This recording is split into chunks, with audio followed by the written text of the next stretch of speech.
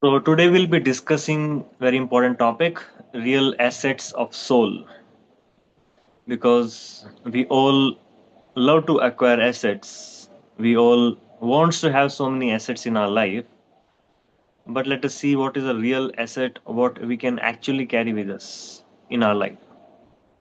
So the constant thirst in all of us, the most searched word in the human history.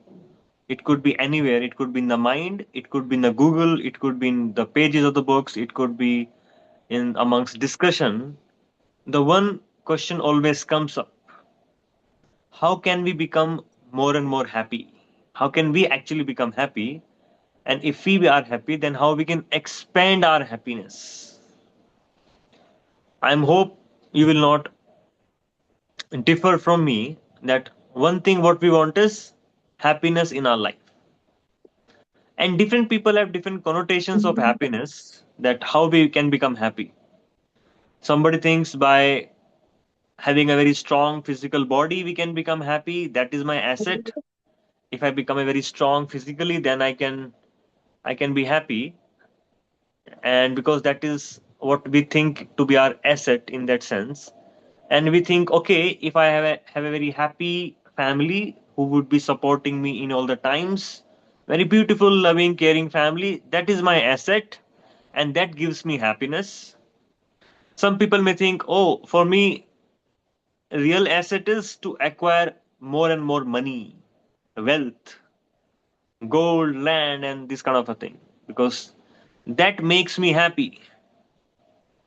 Somebody can say, oh, if I when I get to know more and more knowledge, when I read more books, that gives me happiness.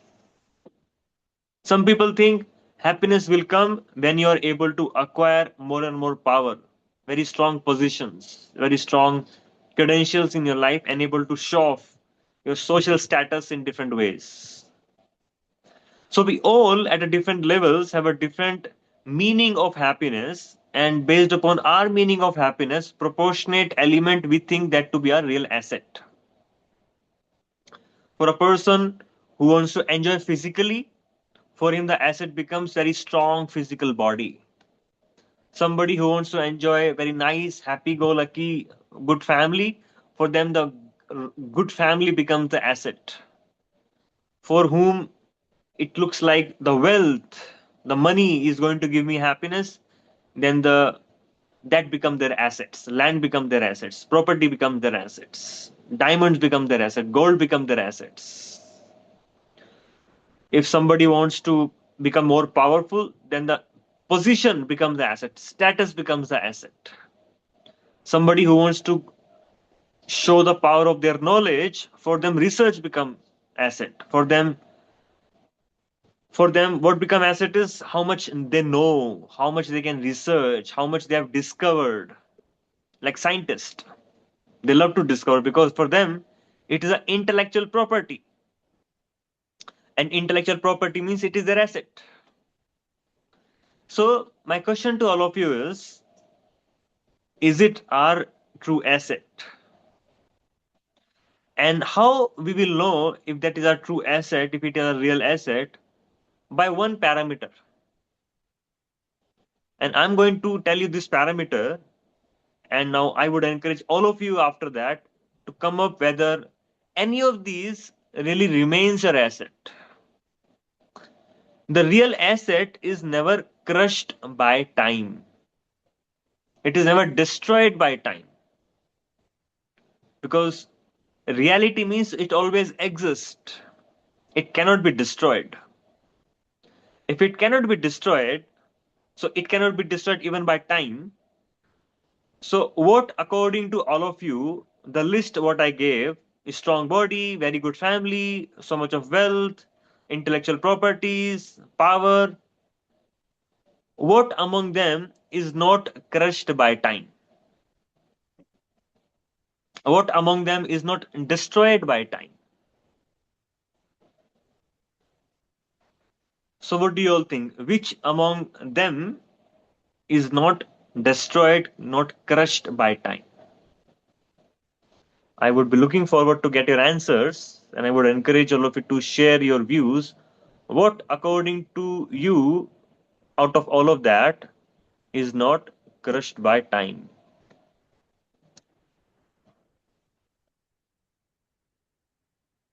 Nothing. Interesting answer. Nothing. Lakshmiji says nothing. Anybody else? Yeah, Vidya, have new devotee, Vidya uh, Puranik. Knowledge. Knowledge will not be crushed by time. I'm talking about material knowledge. And material knowledge, even though it is not crushed by time, but when we die, we don't carry forward that knowledge. You would never see any child demanding, oh, because I studied till master's last lifetime, so I should start from my PhD. I don't want to study 1, 2, 3, 4, ABCD.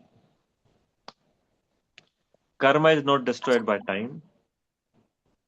Inner peace, our karma comes with us. Inner peace is not destroyed by time. Beautiful. So, what among them is not destroyed by time? And what is not destroyed by time? Learning through experiences. Beautiful. Thank you so much, Pallaviji, for sharing this. So, what is really not crushed by time is your real asset. Let us define the meaning of real asset. The real asset means which is not crushed by time. Because me, as a spiritual being having this human experience, is eternal in nature. And because I am eternal in nature, I am always existing, I am Nitya, then my asset can only be what always remains with me, what always remain within my consciousness, what always I can access at any point of time. Anything what I can access at any point of time, that is my real asset. And that always remains with me. You may have your family, but sometime when you're in difficulty, they may genuinely may never be able to help you. Conditions, conditioned by time. Time separates, space separates. That means identity. So basically, what is not crushed by time, we'll understand from the few examples from Srimad Bhagavatam. And we'll see what is a real asset which is not crushed by time. For example, we discussed the example of Maharaj Parikhit yesterday. We understood last session that Maharaj Parikhit was cursed to die within the 7 days. Okay, he was supposed to die after 7 days.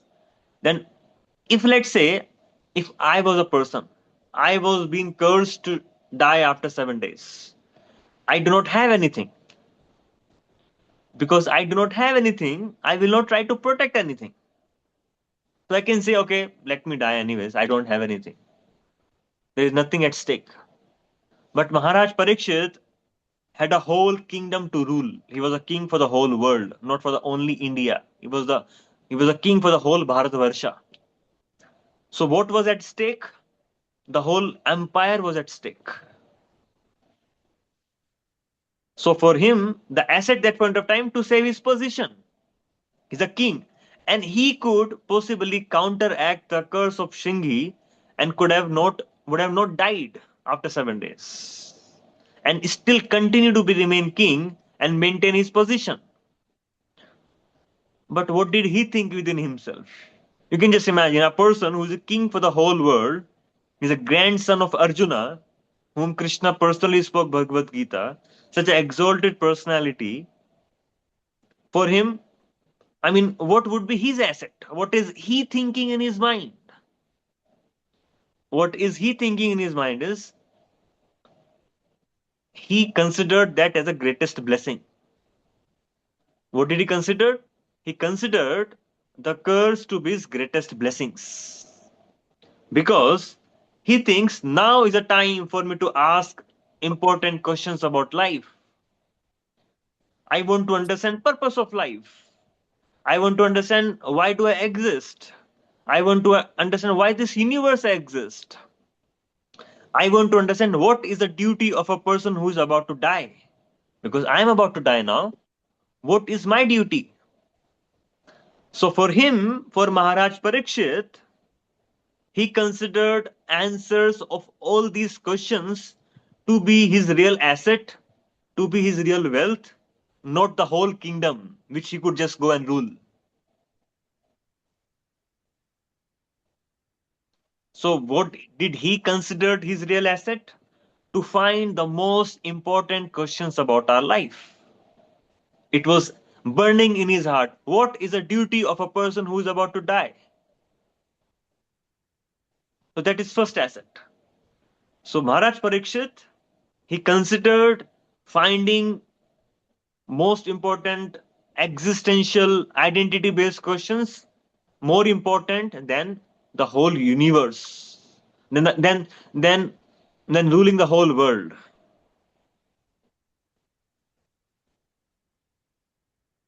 So then, okay, let's move forward. Okay, what will happen if I ask these important questions about my life? Then eventually you will become spiritual. You will come to understand about your identity. You will start pursuing spiritual principles. You will start following the methods of spiritual life. And one such another example, we have example of Gajendra in Srimad Bhagavatam. You might have heard about Gajendra. Many of you might have not heard about Gajendra. I will give a brief synopsis what his life was about, and then we'll see what did he consider the real asset of life and what really helped him. So Gajendra was it was an elephant in the heavenly planets. Gajendra was an elephant in the in the heavens, and he was very very strong, extremely physically strong elephant. And then his wife told they wanted to enjoy in one river. They said we want to enjoy being in river. So Gajendra goes inside the river and he start enjoying with his wives. And there comes a crocodile. Crocodile catch hold of Gajendra's feet now. He is not letting him go out.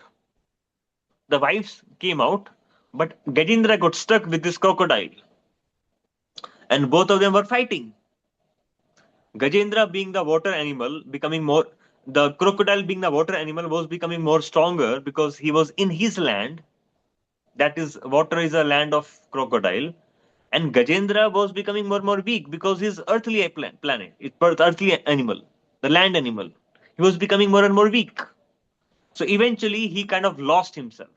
Although he has the greatest of physical strength, which we sometimes can consider to be our real asset, but that point of time, his strength did not help him. He was in a greatest crisis of his life. He's about to lose his life. Then what did help him that point of time? So it is said that in his previous lifetime, he had asked similar questions like Parishit Maharaj, and he was a king Indradumna king, and he had asked those important questions about life, and he had memorized some prayers.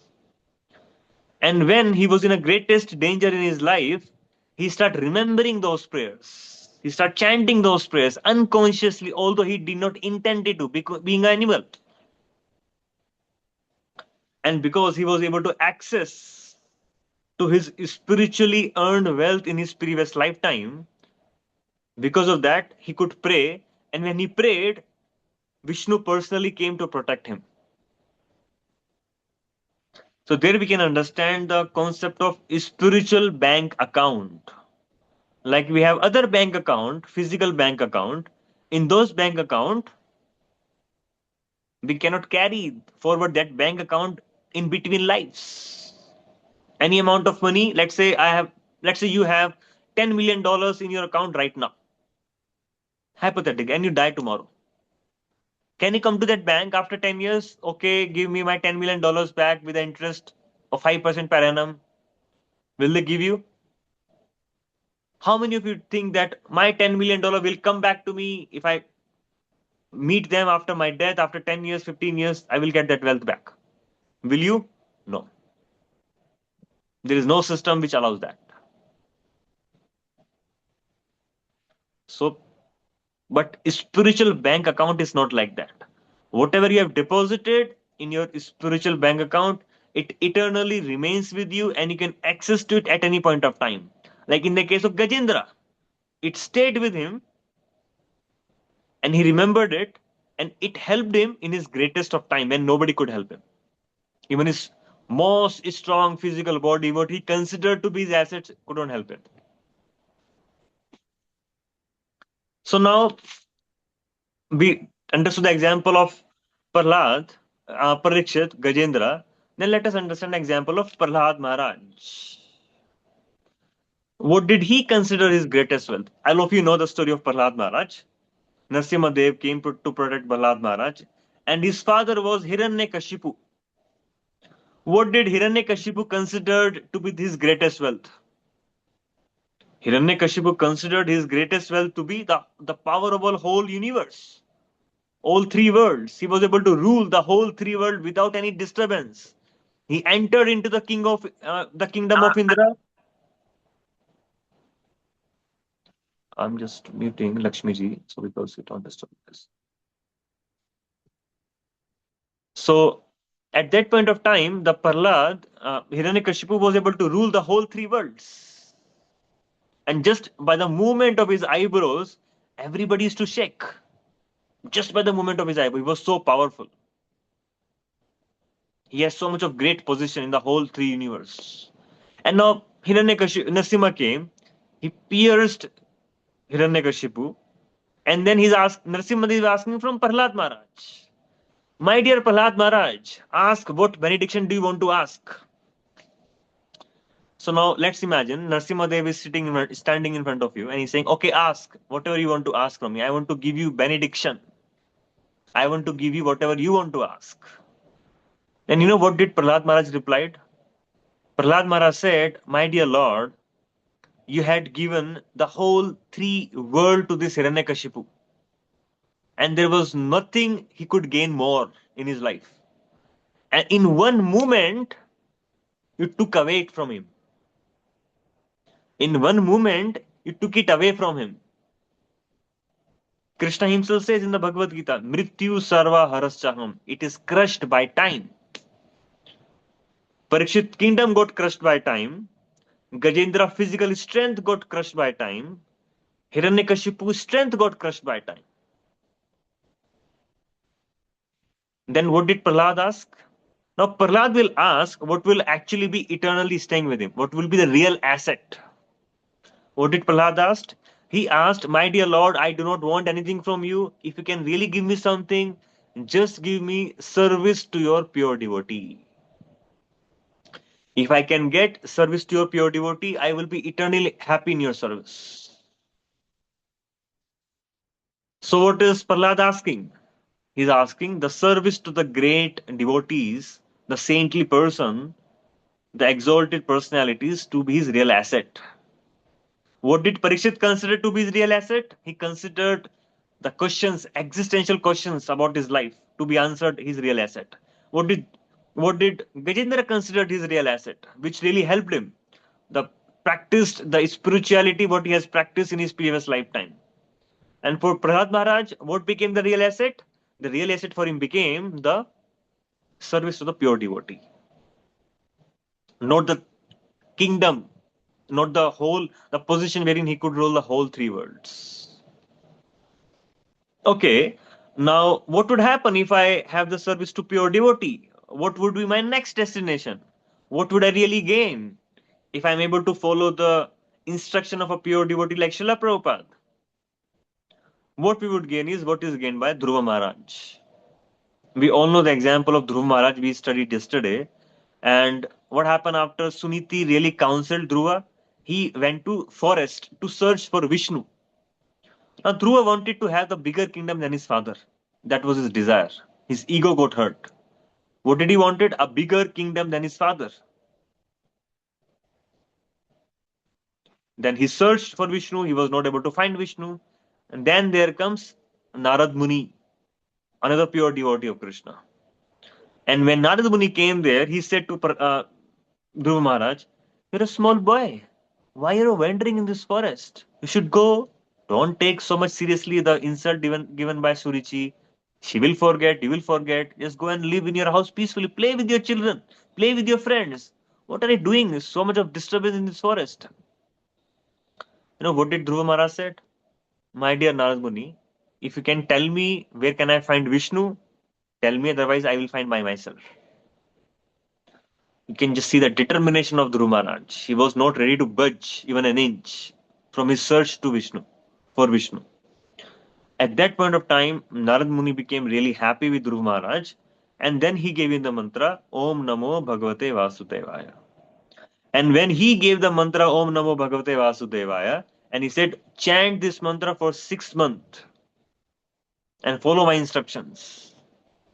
So now Narad Muni blessed Dhruva Maharaj by giving this mantra, and within 6 months, there are description which is given how much deep, great austerity Dhruva Maharaj was performing. It is said that for the first month he was eating only fruits. The second month he was eating only fruits fallen by itself, not even plucking the fruits. Third month he stopped eating fruits. He started eating only leaves. Fourth month he stopped eating even leaves. He started drinking only water. Fifth month he stopped even drinking water. He started drinking only sustaining himself in air. On sixth month, he even stopped inhaling air. Yes, man, what would have happened? Because of that, he choked the whole universe air, and then Krishna comes in front of him, Vishnu comes in front of him to bless him by seeing his great austerities, which he was putting in following the instruction of Narad Muni. And when Dhruva Maharaj, after seeing Vishnu in front of him, desiring to have a kingdom greater than his father, what he should have asked? Now Vishnu is asking, ask, what do you want to ask? I want to fulfill your desire. So what do you think? What Dhruva should ask? A kingdom bigger than his father, isn't it? But what did he ask? What happened to him? What did he say? He said, Sthana vilashito tapostitoham tvam praptavan deva munindra guhyam kachan vichinnam apitivyratnam swamin kritarto asmin varam nayache. What did he say? He said, Sthana Abhilashita. I wanted to have, Abhilasha was to have sthana, to have position. That was my Abhilasha. That is why I was tapo istito aham. I was performing these austerities. I considered the wealth, the kingdom greater than my father to be my real asset.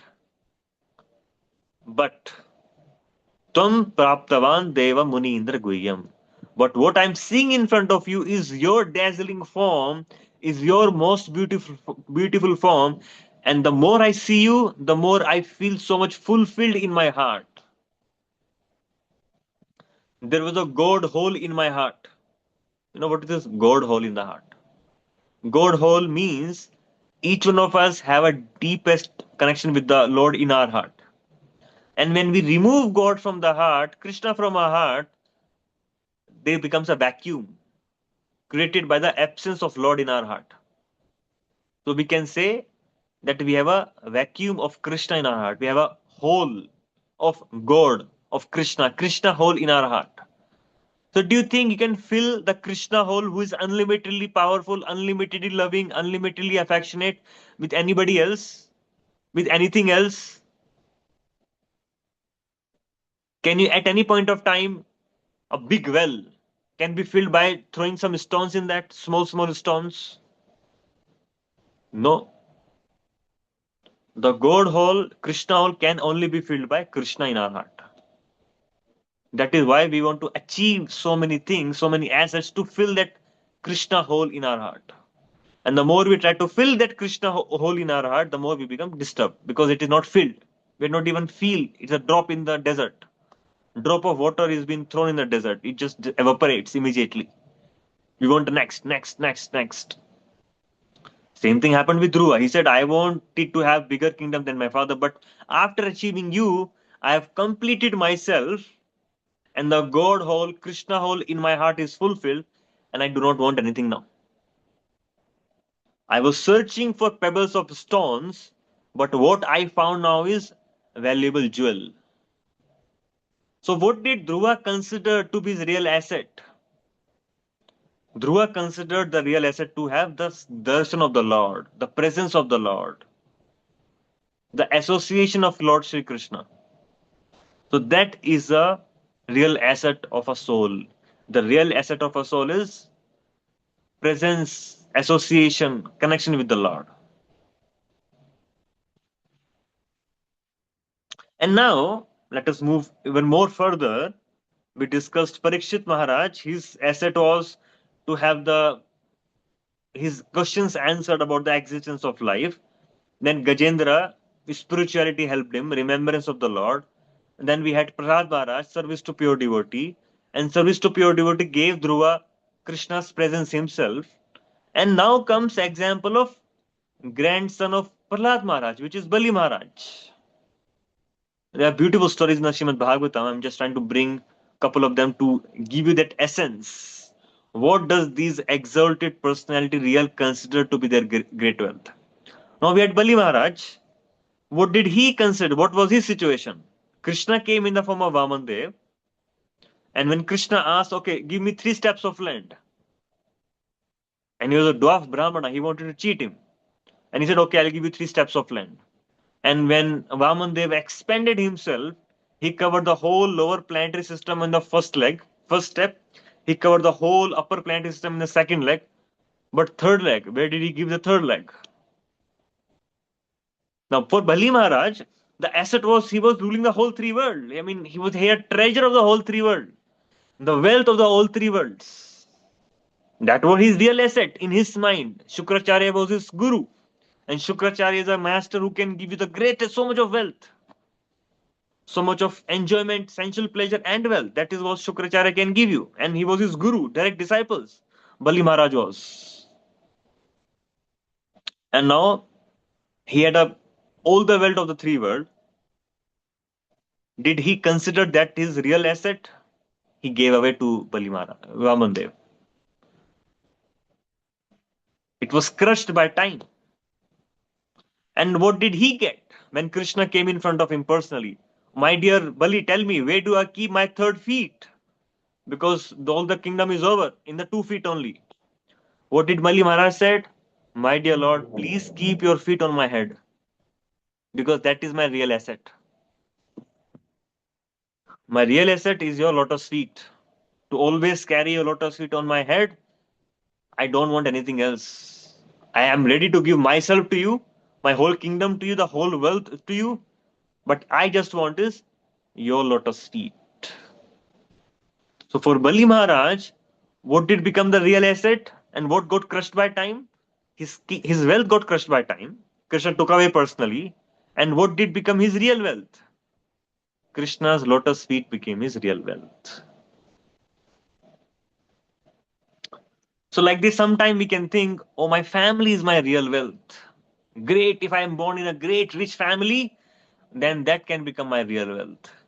Kunti was born in a royal wealth. He was born to a royal family. Kunti. She was the mother of whom? 5 Pandavas, greatest of warriors. So she was born in royal family. But what does she praise when Krishna is going away from Hastinapur to Dwarka? She said, Vibhada Shantu Taha Shashvat Tatra Tatra Jagadguru Bhavato Darshanam Yasyat Apunar Bhava Darshanam. She's saying she's going to the next level now. She's not saying existential question. She's not saying remembering you. She's not saying, service to your pure devotee. She's not asking for, Lotus Krishna, lotus feet. What is she asking for? She's asking for misery after misery. You can think, can somebody really ask the misery after misery in their personal life? I can never ask. How can that be my asset? For Kunti, the real asset becomes the difficulties, the challenges, and she was inviting more and more. So why was she inviting more and more? She was inviting because every time she was in difficulty, Krishna personally came to protect them because she had that surrendered feeling towards Krishna, that humility that Krishna will protect me always, that faith, that dependency.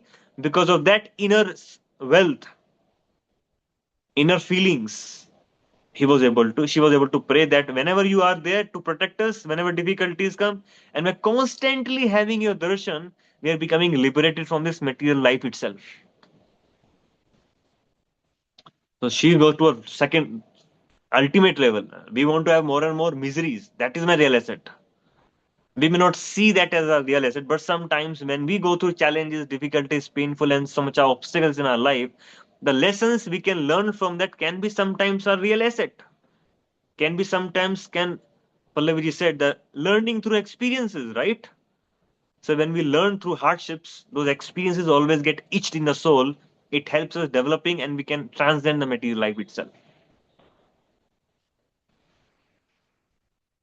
So it is said in Bhagavad Gita that when you achieve your real wealth, what are the symptoms? It says, Yam labdhva chaparam labham mannatena digam tataha yasmin stitena dukkhena guru apina vichalayet. There's a deep satisfaction in our heart, a deep surrender in our heart, deep faith in our heart, that in that deep faith, in that deep satisfaction, in that deep heart, deep happiness, nothing can impact you. No difficult situation can shake you up. And you always experience a sheltered, protected, maintained, and always in bliss. They're the symptoms that you have achieved the real wealth. So they are the real assets of soul, not any of these things what we counted in the beginning. They're all crushed by time. But none of these real assets were asked by the greatest of greatest personality were crushed by time because they're the most intelligent people. So that is what we can understand from this understanding, this topic, what is a real asset of soul. So the real asset of soul is to diving deep, asking questions about spiritual life, about my reality, about and finding those answers and implementing them, and doing service and trying to have constant association of the Lord in the form of holy name of chanting of Hare Krishna, and always trying to pray to Krishna and chant some prayers and do service to the Lord. So they become the real asset of soul, and that can really put us in a state wherein we are undisturbed, unharmed, completely protected, completely sheltered. So that is what we can understand from today's topic. If anybody have any doubts, any questions, any comment, anything anybody would like to share, we just open for it now.